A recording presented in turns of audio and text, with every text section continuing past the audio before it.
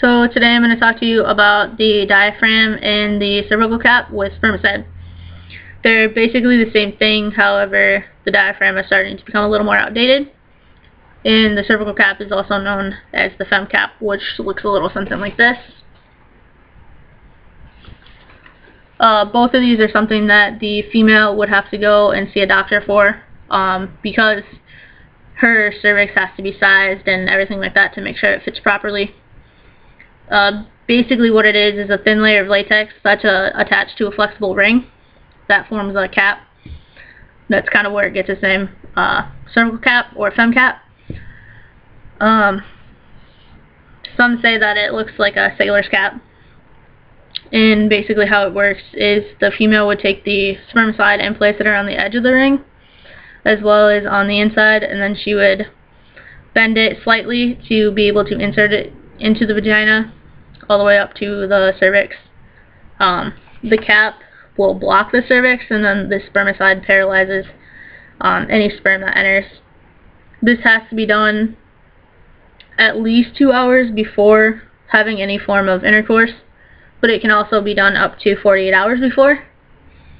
After sex, however, you have to leave it in for at least 6 hours, no more than 24 hours. If you leave it in for more than 24 hours, you can get some irritation, which nobody wants that. Irritation is never a good thing. The failure rate is 12% for those who don't really know what they're doing with it. And those people would be those who don't enter it 2 hours prior or don't leave it in for the 6 hours after, so on and so forth. But those who use it properly, the failure rate actually drops down to about 6%. With that being said though, if you feel like you're going to have sex more than once, you don't necessarily have to take the cap out. You just have to check the placement of the cap. But if you are going to remove it, make sure you wait at least a day. Otherwise it's not going to work properly. Some disadvantages are if you leave it in longer than 48 hours, it can cause irritation. And for those females who have already had children, it's not necessarily going to be the best fit for you. Advantages though are it's safe and simple to use, and it doesn't it doesn't involve the consent of your partner prior to being used. Most of the time the male partner doesn't even know that it's inserted. This also does not protect against any STIs. However, it does provide a little bit of protection against cervical abnormalities as well as cervical cancer.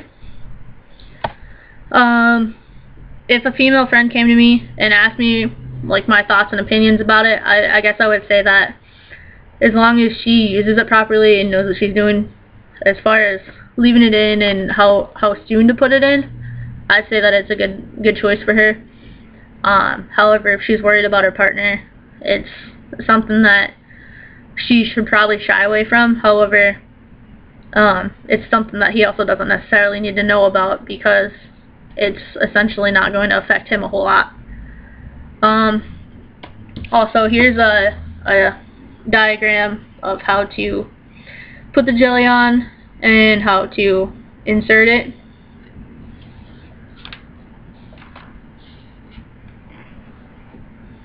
Yeah, that's basically it though. So there you have it. There's information about the diaphragm and the cervical cap.